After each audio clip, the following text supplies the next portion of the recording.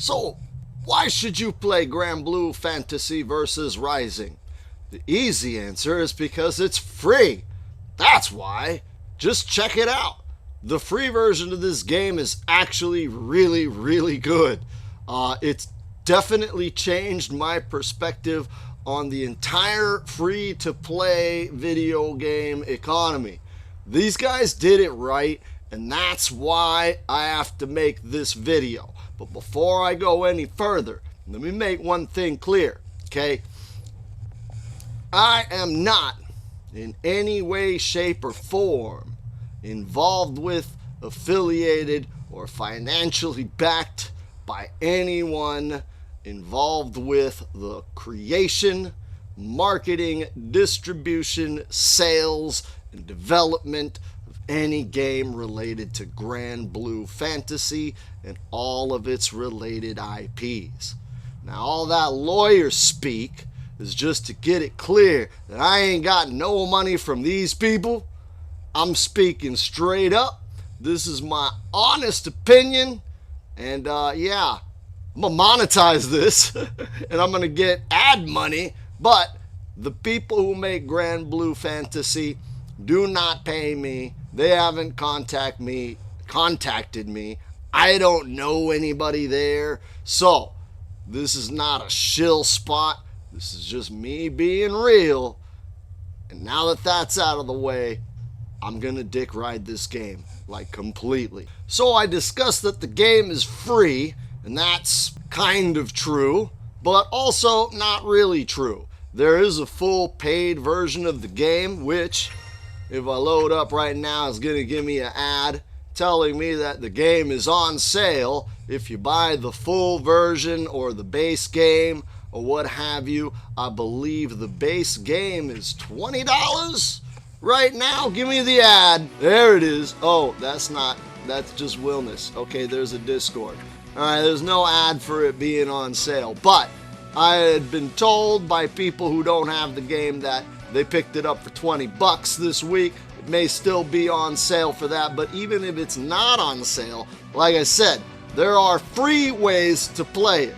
First one, the big one, is if you have PlayStation Now, this is one of the games that's free on it. So yeah, if you already get the free game rental service from PlayStation, you can play this on that. However, if you're not renting games over the internet through subscription, you could still get in on the game for free with the free version. If you search on your PlayStation 4, PlayStation 5, or Steam game search bars, and just type in GranBlue Versus Rising, there will come up with a free version. And that version, the best demo I've ever seen released for a game. If you want to know what this game is all about for yourself, there's no reason why you shouldn't just download it unless you don't have the hard drive space. But if you don't have the hard drive space, then that means there's games you probably should be playing right now anyways. So go back to those and finish them, then come back here. But you download the free version, and what that gives you is access to basically every mode. You get the arcade, the versus, training, parts of the story, survival. You can even go online and go into the public lobbies and walk around and interact with other players and sit at arcades and fight online. I've streamed it. I have streamed people downloading the free version and jumping on the stream and hanging out with us as soon as the game was ready and installed. So you get a pretty robust experience. Now, what do you do with those different modes? Well, what you do is you get access to a couple of characters that you can play in those modes. The first character being this guy, right? This guy right here with the sword, Gran. He's the main character of the story. Think of him as like the nameless, voiceless RPG genericoid shonen hero. Like if Link wasn't blonde, that's who this character is, and his playstyle is Ryu from Street Fighter. It doesn't get more ease of entry than that you get to play as the main character in the story, and you get to play as probably the most default fighting style in all of fighting games. If you've played Street Fighter 2, then you know who Ryu is. If you haven't, you probably should play that as well. But This character is Ryu, a jack of all trades that has everything necessary to win every match, meaning you could download the free version of this game, master just this character, go pro, and win the world championships and never having spent a penny on this game. It is possible. I've seen people try. No one's been able to do it yet. Maybe it could be you. And Gran, the main character, is always going to be free in this game. He is completely, totally free in all modes. And what's cool is if you, after the fact, decide you want to buy the game, all the stuff you unlock for Gran, look at this, man, right? You go in here, you have like all these costumes and all that. Everything you unlock for Gran is going to be saved over to your real profile when you buy the base version of the game. And that goes for the other characters. So you don't just get Gran for free. They have a rotating roster of all the characters, including the DLC that you get for free, and it changes about every 2 weeks, give or take. And what they do is they take the last 3 characters that did well at a tournament, and then those are the free characters. So the free players are never caught out of the meta and never caught out of the loop. And again, everything you unlock with those characters, and look at this roster, man, there's a lot of characters in this game to sift through. But every character that you play as and you unlock stuff for, that stuff stays with your account. So even though that character will leave the rotation and you haven't bought the game, if they come back, you pick up right where you left off. And if you do buy the base game, all that stuff just immediately is unlocked and you have all your costumes and everything. And this is a cool way for people to get a good feel for the whole roster. You know, you could sit there throughout the whole rotation and try every single character. And they're still releasing more. Play it entirely free and get your fill of every single character before making a completely informed decision on making your purchase. Like, they don't lock you out of trying anything. Even if you don't have the DLC, they hit the rotation and eventually you get to try them. Just not as soon as the people that bought them, but you're not entirely locked out. And what's even cooler is if you go into arcade mode, and it's just a random line of characters you fight controlled by the AI.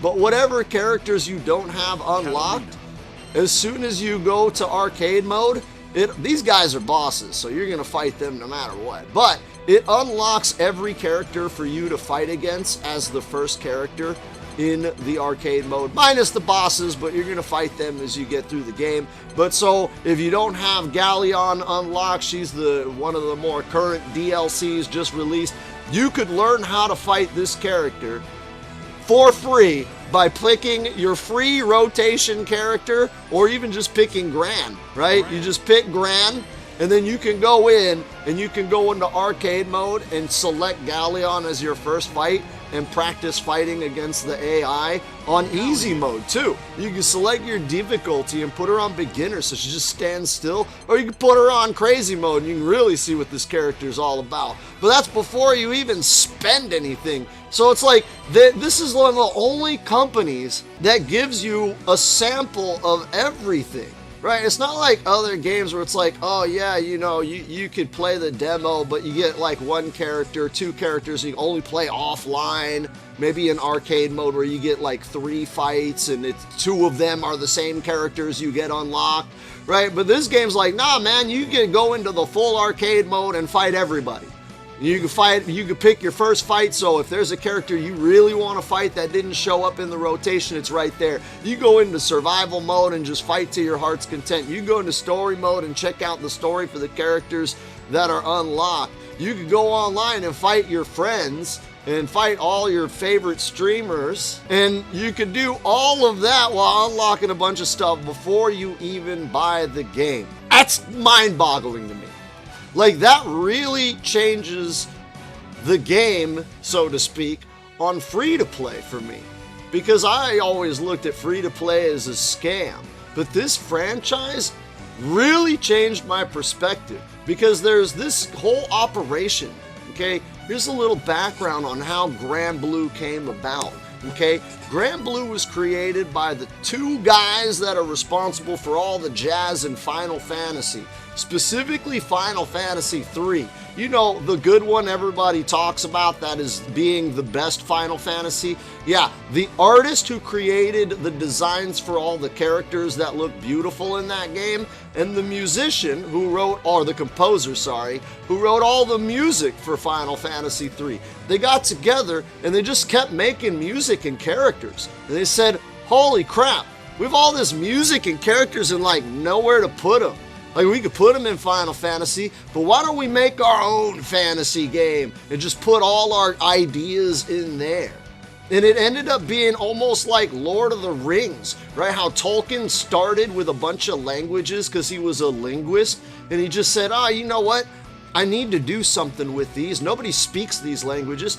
I'll create people that speak these languages. I'll tell stories with it. That's what these guys did, but with music and drawing. Waifus, anime waifus. And they went and they made a gacha game, which is like a cell phone ripoff game, but they were open and honest about it. And they said, yeah, this cell phone ripoff game, we're gonna take all your money for these waifus. Okay, the slot machine is real. I'm playing the waifu slot machine on my phone, and yeah, man, it can get expensive if you're trying to compete with the big dogs in that game.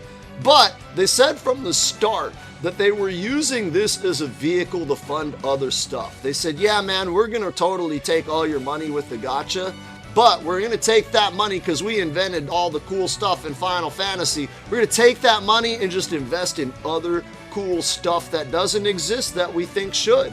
And that's art, man.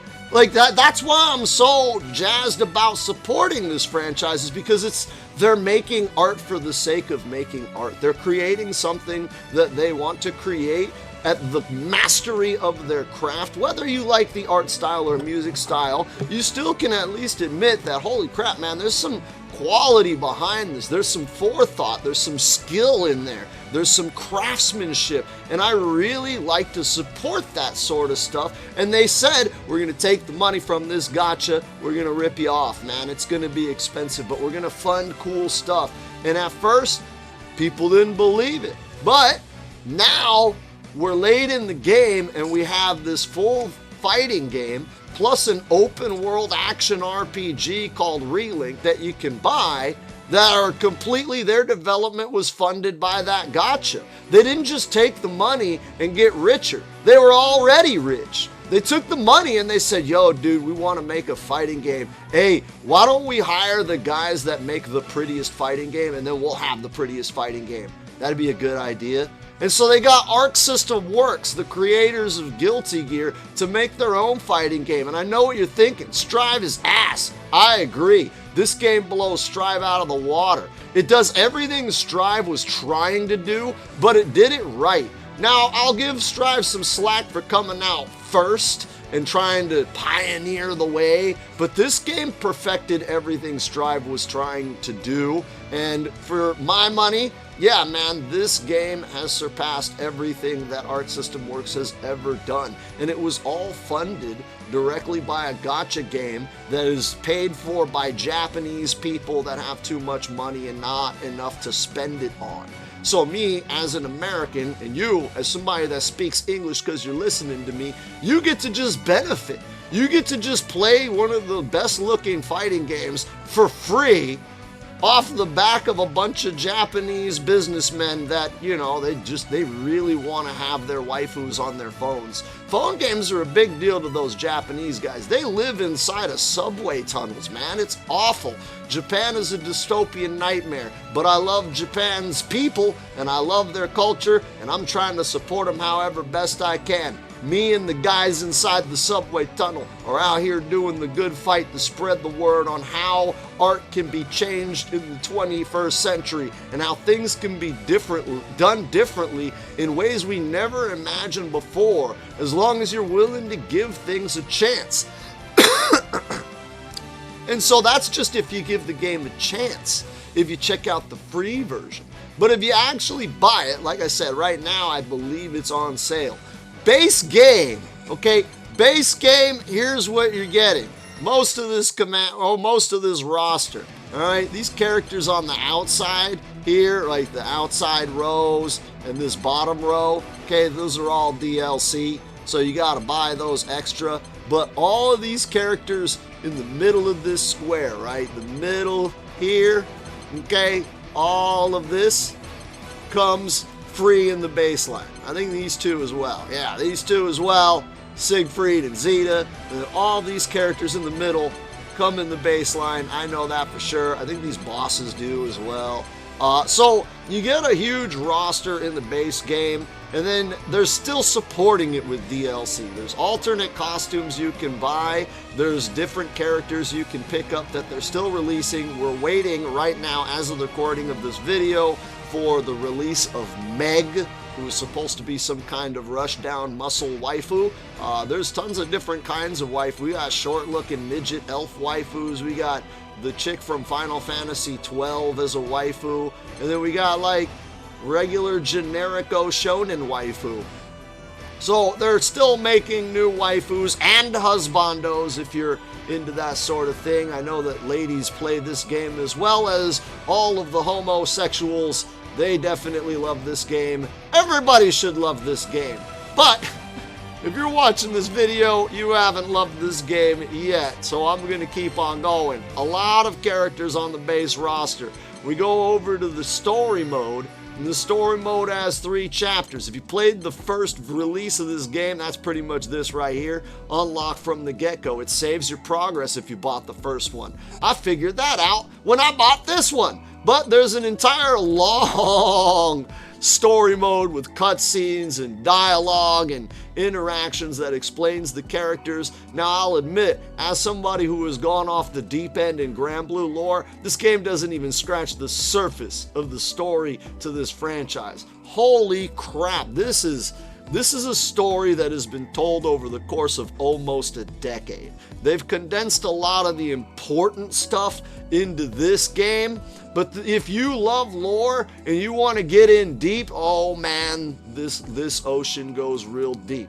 Just a little bit of a summary of the lore. This game's story is basically the Old Testament of the Bible, but as anime. Right? You play as Gran, who is kind of like anime messiah, not really Jesus-y, more of just a general hero savior of the world, and you kind of go through, so far, anime-inspired Old Testament-ish retelling. You got your demons and your pagan gods fighting angels. There's a creator god that created everything that started a war. There's an actual apocalypse that took place before the game where basically everybody died. And the story of the game is the Messiah has arrived, the hero savior of the universe has shown up, and he is on a path of redemption to save the soul of the Antichrist who created the apocalypse in the first place, by going across the world and recruiting all of the Avengers until finally meeting up with the fallen angel himself and using the power of friendship to redeem his soul, make him a good guy, and then leading on to fight an enemy who is not even the devil, but beyond that. It's like even crazier. We get Game of Thrones level of deep with this lore. There are factions fighting factions. Every character has some kind of relationship to every single other character in some way. It's not like other fighting games where if you pick up Tekken and you're a fan of Kazuya, then great, you have a lot to check out in the story. But if you're a fan of King, yeah, it's not much. Heaven forbid you're a fan of like Craig Marduk. He ain't even in the game. But if you're a fan of some random character in this game, there's so much lore that you could dive into on just the random side character in this fighting game. Like every character has hours and hours of lore and story behind them. And that's from this game and other games and the gacha. I'm going to try to make some lore videos to catch you guys up on that on top of the gameplay, because the lore of this game is deep and dense and crazy and wild. And as a religious man, I am not offended by it. I think it is really cool to see some of the stories redone in a way that's new and interesting for a modern audience. And if it gets people wanting to check out some of those Old Testament legends and stories, and you know, some of us who are religious, we don't believe that. We believe that it's history, you know, and if it gets people interested in that, then I think, hey, party on, good times. Nothing that gets people reading their Bibles is a bad thing. So I'm not offended by the Old Testament inspired flavor of the game. They've been very respectful to the beliefs of somebody who actually believes this stuff. And again, the demons are named after real Old Testament demons. They act like they do in you know, religious canon. You know, Belial is a pervert, and if you read about demons, they're all pretty perverted. So the lore and the story is deep and amazing. The graphics are awesome. The demo is fantastic and gives you a wide variety of modes to check out and sample, with the opportunity and potential to check out every character, even every character in the game, even the extra DLC that gets released. But we gotta talk about the real elephant in the room, the real controversy with this game, and that is the gameplay. Now, I know a lot of people have been discussing back and forth about the dumbing down of fighting games. If you've been following my channel for a while, thank you. I appreciate it. If you have not, welcome. Like, comment, and subscribe. Don't be a dick. I have been playing fighting games my whole life. I have played all of the easy ones like the Narutos and the Smash Bros that I don't even consider traditional fighting games. They're their own platform fighter, arena fighter genres. I've also played the hardest fighting games. I competed at Evolution in King of Fighters 13, which is one of the hardest fighting games ever released ever, and I went to the World Championships to try against the best in the world at the hardest game. I've been trained by some of the greatest players ever, world champions. I've spent thousands of hours practicing Korean backdash only for it to be nerfed out of existence in the recent releases. So I understand all perspectives of the execution debate. I get that execution is fun and we don't want it to go away. I also understand that execution is a barrier of entry for a lot of people that don't want to spend 1,000 hours learning Korean backdash. And I also see the consequence of devoting way too much time to fighting games, where I've mastered Korean backdash and then it's kind of been nerfed to almost irrelevancy compared to what it was in the past. So my skills don't really matter anymore. I spent 1,000 hours on nothing. So I get that. But I also understand that I can still go back and play those old Tekkens and my skills are still right there and it is still fun and I still love it. So I understand all aspects of the spectrum. And I firmly believe that there is a place within fighting games for all different types. There are tons of hard fighting games. In fact, all of the old ones that you can play. But there aren't very many newer, easier fighting games that follow a traditional structure and format. The easier fighting games are Smash games and Naruto Arena Fighters and Dragon Ball Sparking Zero, not Dragon Ball Fighter Z, you know? And so I really think that we as fighting game connoisseurs need to open up our eyes to the realities that our genre dies if we don't do things to innovate and change it in ways that meet the needs of the current world.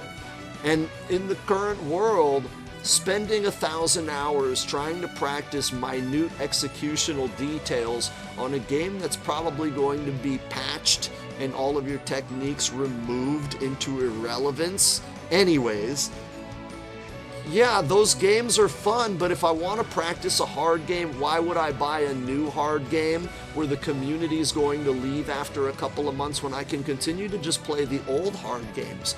Like Tekken Tag Tournament 2 is right there on my Xbox. I can pull it out, I play it, whenever I get that urge, and my skills are still there, and people still have tournaments and events for it and offlines, so I can still play with other people. Same thing for a lot of the other old games. So there's no reason to make hard games again, and someone just tried, and it was SNK with Fatal Fury, and that game flopped spectacularly in the public eye. So I say, as fighting game aficionados, it is our duty to at least give a chance to someone trying to innovate in a different way.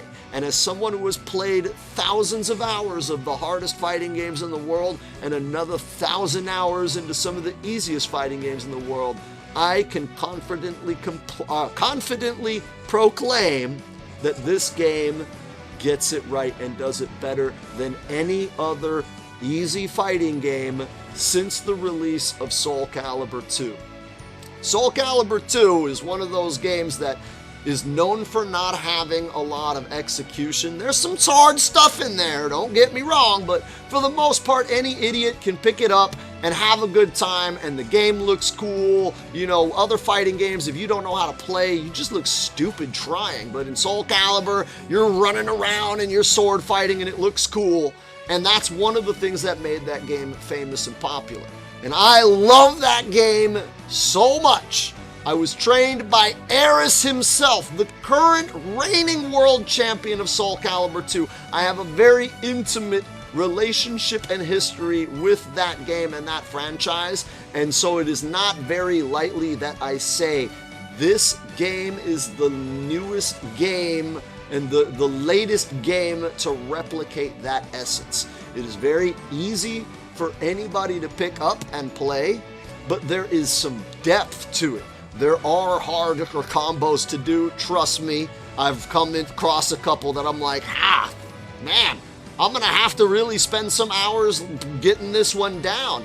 But also the way they have approached the ease of execution has been so innovative and game-changing that I feel like that needs to be looked at by higher level players, because they have this meter system and resources and cooldowns, so much going on that it's actually kind of hard to follow the game as a player and really watch out for every threat that's going on.